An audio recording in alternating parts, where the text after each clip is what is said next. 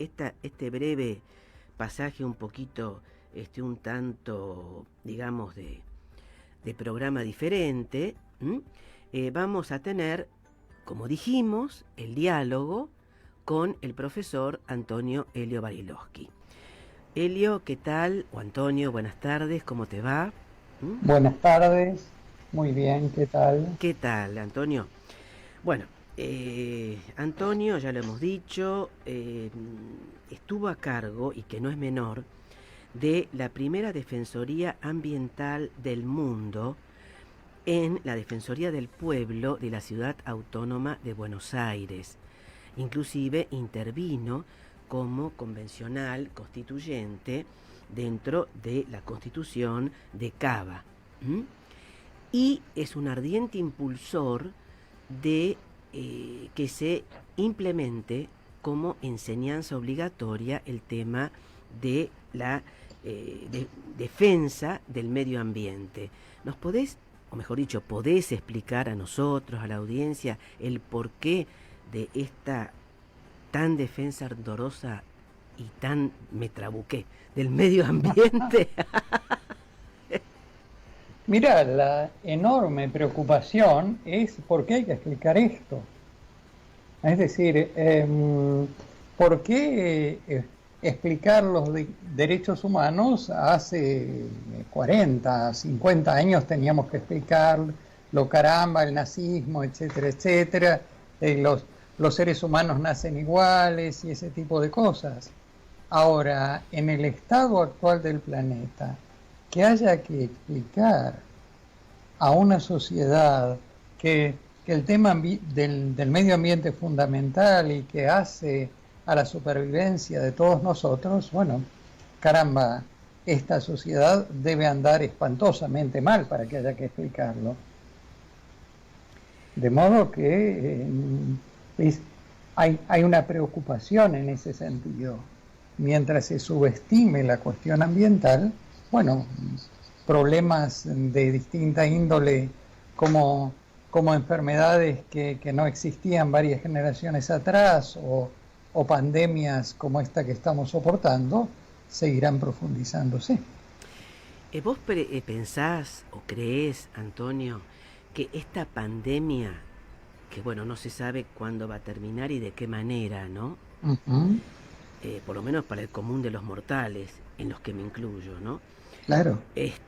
¿Tiene relación con el mal tratamiento que le damos al medio ambiente? Definitivamente sí. Esta pandemia, como todas las epidemias conocidas, es una zoonosis, es decir, una enfermedad originada en animales. Uh-huh. En este caso originada en murciélagos silvestres, por supuesto.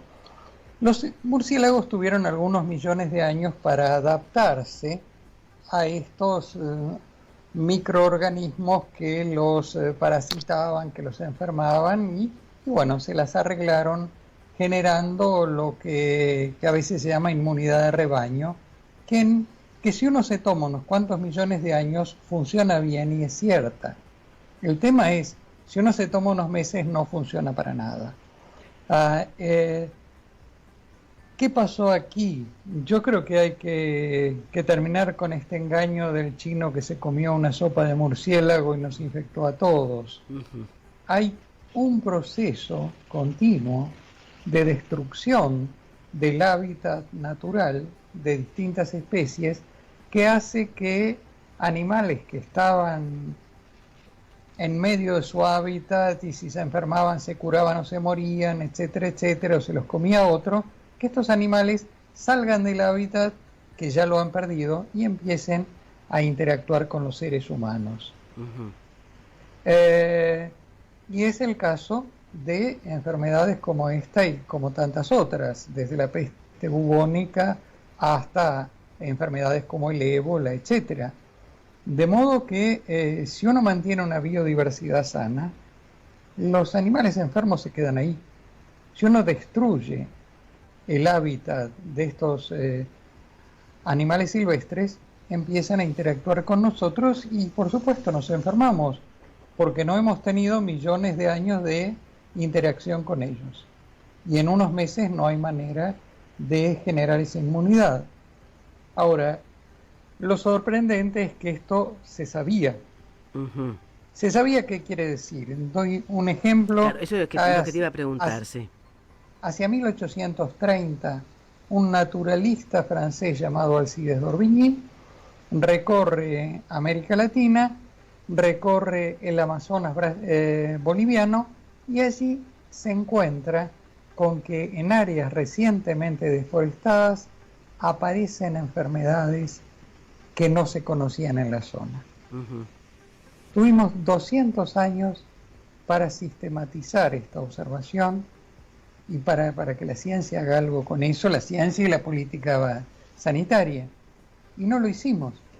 Y esto es una cosa impresa hace 2 siglos, advirtiéndonos, cuidado, cada vez que destruyes un bosque, estás liberando microorganismos potencialmente patógenos.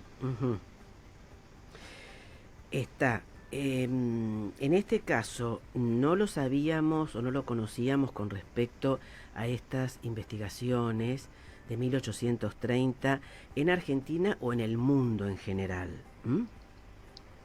En todas partes se sabe, incluso hubo una cantidad de predicciones de científicos y se publicó algo en la revista inglesa The Lancet, especialista en temas de salud, el hecho de que la próxima pandemia podía provenir de los murciélagos porque los murciélagos tienen muchos patógenos que podrían pasarse a los seres humanos, etcétera, etcétera.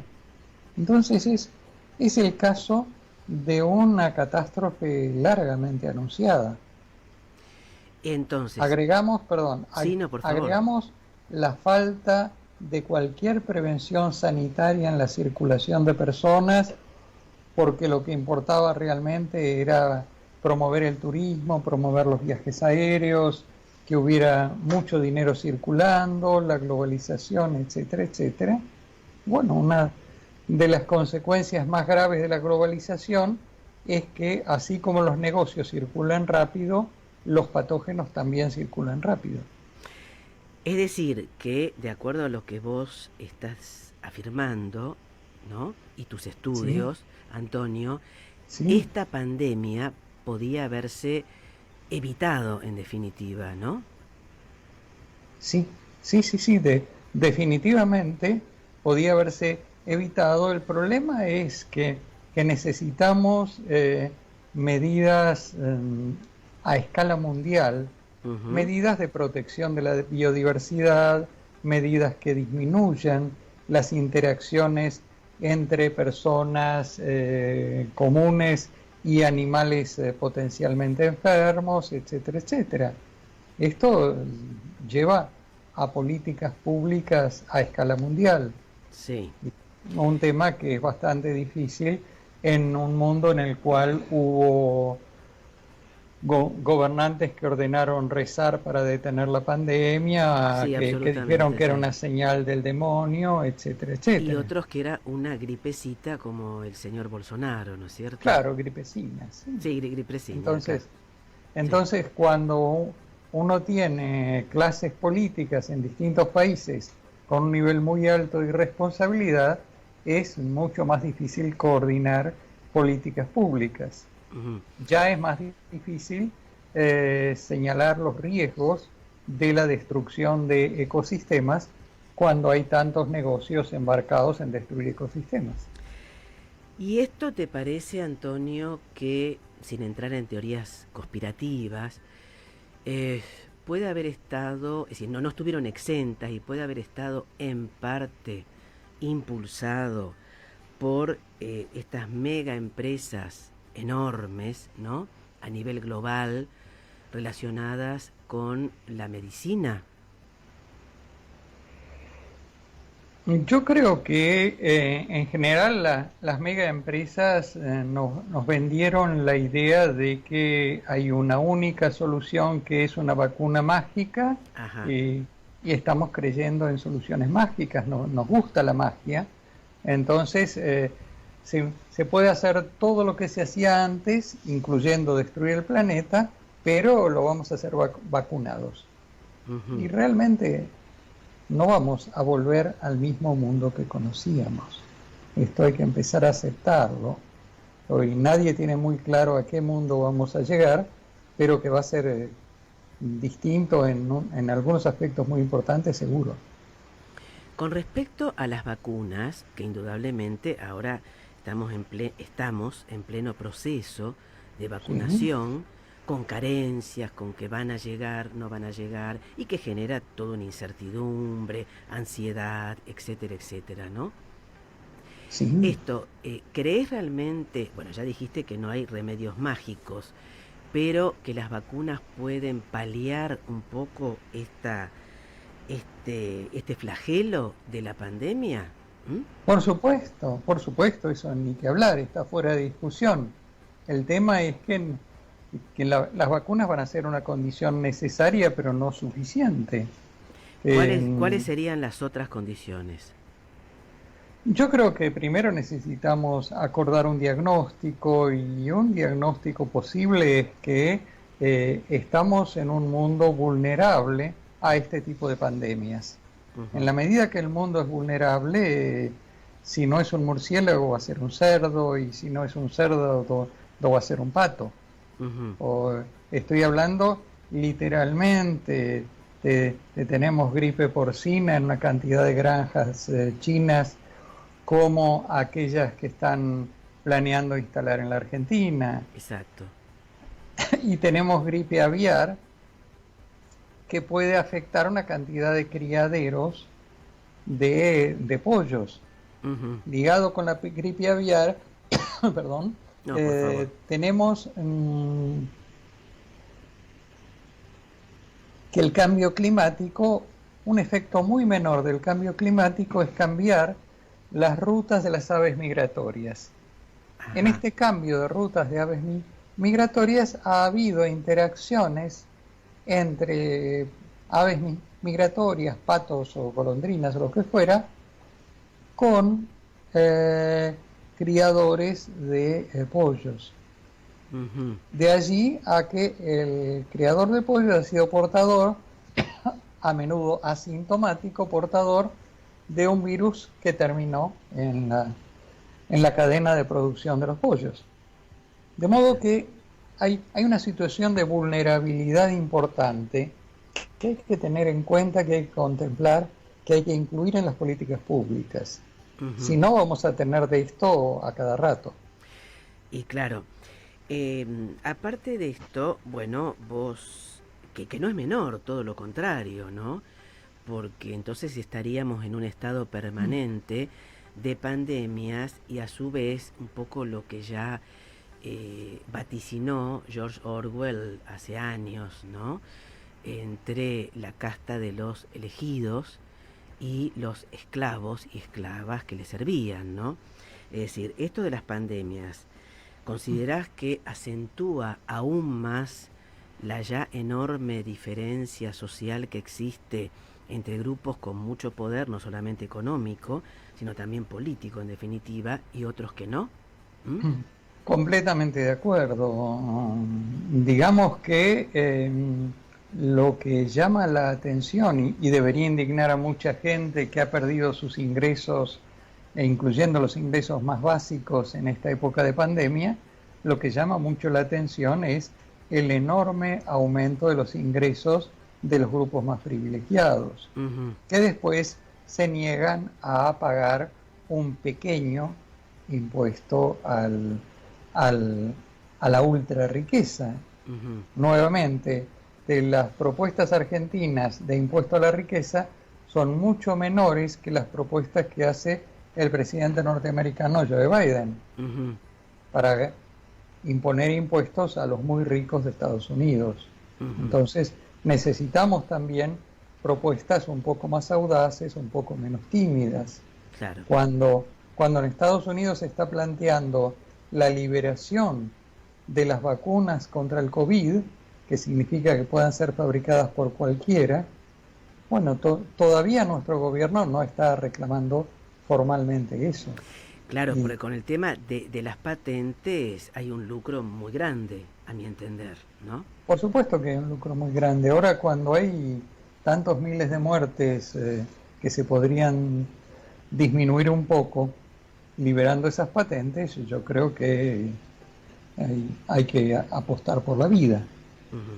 Y en ese sentido, yo trato de instar a que nuestro gobierno no se tome en serio este reclamo, que ya hay 150 premios Nobel y una cantidad de países que han pedido que se liberen esas vacunas, bueno, que nuestro gobierno se sume a esos reclamos. No, estoy totalmente de acuerdo. Ya para ir finalizando y en breves palabras, ¿qué nos podés decir, Antonio, respecto de este libro, Historia de las crisis argentinas, ¿no?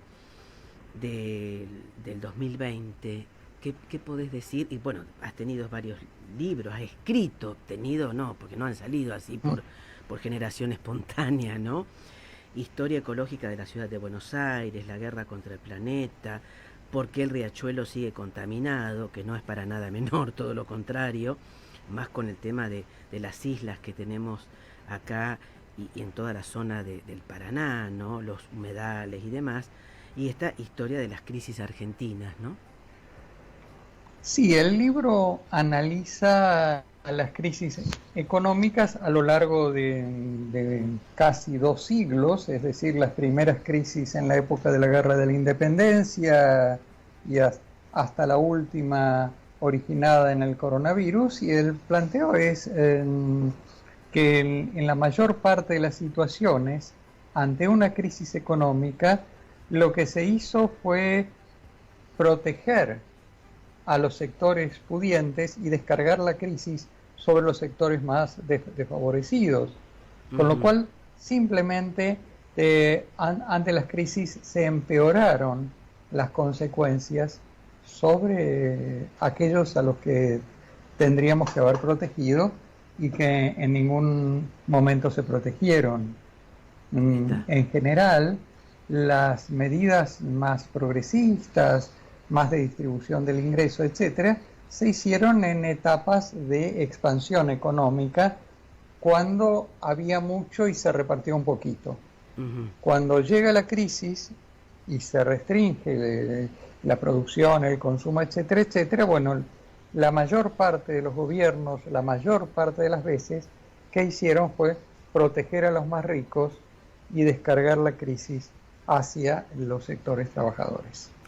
Bueno, nuevamente... El libro, perdón. Sí, por favor. El libro es simplemente un trabajo erudito y minucioso de muchos cientos de referencias para demostrar esto.